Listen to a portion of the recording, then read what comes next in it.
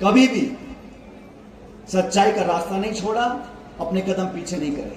तो आज ये मूर्ति यहां जो लगी है, ये उस बात का प्रतिबिंब है कि जय जवान और जय किसान और सबको साथ चलने की बात जो मन से बहुत लोगों ने बोली, रमेश जी ने बोली, लाखन जी ने बोली, मैं बताना चाहता हूं, किसी भी मुद्दे का समाधान तब होगा जब चर्चा होगी। और मैं चाहता हूं, जो इस देश में किसानी कर रहा है, जो अनाज पैदा करता है और अनाज मंडी में चला जाता है, तो बता नहीं पाओगे उस किसान को, उस अनाज को किसने पैदा किया है। यादव ने किया है, जाट ने किया है, मीणा ने किया है, गुर्जर ने किया है। किसान एक कौम है और जो लोग आपस में बंटवाने का काम करते हैं, उनको समझना चाहिए कि संसाधन सबके हैं। बिजली हो या बांध का पानी, सबका है और न्याय होना चाहिए। मैं इस पक्ष में हूं, न्याय होना चाहिए। किसी का गैर कानूनी तरीके से, गैर जिम्मेदार तरीके से कोई हक छीनता है, मैं उसके खिलाफ हूं, लेकिन सब पक्षों को बुलाकर बात करनी चाहिए और जो पानी मांगते हैं उनको पानी मिलना चाहिए। सरकार की जिम्मेदारी, बुलाकर बात करें। आज आपका डबल इंजन है, दिल्ली में भी, जयपुर में भी, सारी ताकत आपके पास है। पुलिस है, फौज है, प्रशासन है, मंत्री है, सांसद है, सब लोग हैं। और हम सब लोग जो चाहते हैं कि हर समस्या का समाधान प्यार और मोहब्बत से निकले, बातचीत से निकले।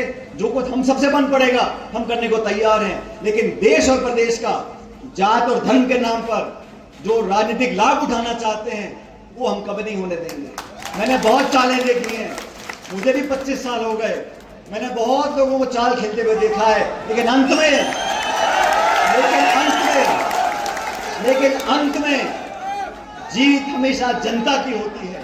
और जो जनता की बात करेगा, अरे कौन किस गोत्र में है, कौन किस जाति में है, कौन किस धर्म में है, हम सब इस देश के नागरिक हैं।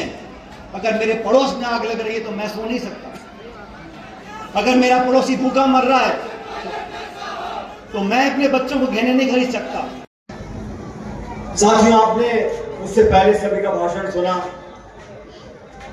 और सबने अपनी भी बात रखी। स्वर्गीय पायलट साहब के जीवन के बारे में 2-4 बातें बोलूंगा और लंबा भाषण में देना नहीं चाहता क्योंकि बहुत देर से आप लोग बैठे हो। लेकिन पहली बात तो, जिस संगठन में मैं काम करता हूं, जिस विचारधारा से स्वर्गीय पायलट साहब बने हुए थे, जिस इंदिरा गांधी से प्रेरणा लेकर उन्होंने कांग्रेस पार्टी में नौकरी छोड़कर 3 और 4 साल के बच्चों को नौकरी इस्तीफा देकर हवाई जहाज की लड़ाकू विमान चलाते थे, वो छोड़कर इंदिरा जी से प्रेरित होकर जिस विचारधारा से वो संबंधित हुए, अपने जीवन के आखिरी सांस तक कांग्रेस पार्टी के एक जाबाज सिपाही रहे। और हम लोगों की दायित्व, हमारा दायित्व क्या बनता है? आज हम लोग पदों पर हो सकते हैं, एमएलए, एमपी, पूर्व मंत्री, पूर्व सांसद, जो भी, लेकिन हमारा काम पद बांटने का नहीं है। हम एक दूसरे को पद बांट दें आपस में, तो फिर विचारधारा, संगठन और जनता का है। हमारा पहला दायित्व होना चाहिए, हम पद पर हो या ना हो, लेकिन हमारी जनता के हर दुख सुख में भागीदार रहें, वहां खड़े रहें और जब हमको मौका मिले ईमानदारी से उनकी सेवा करें।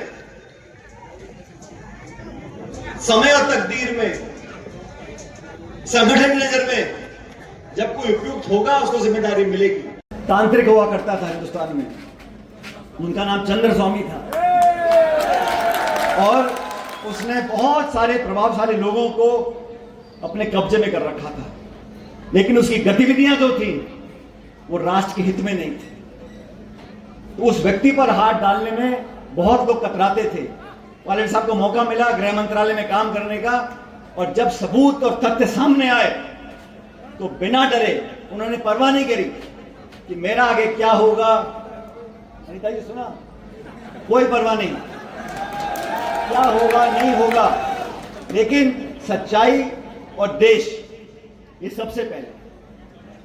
उन्होंने उसके गिरफ्तारी के ऑर्डर करे और जो अपने आप को इतना प्रभावशाली बड़े बड़े लोग देश विदेश के ढोक देते थे, उसको लगा के हथकड़ी अंदर कर दिया। उसके बाद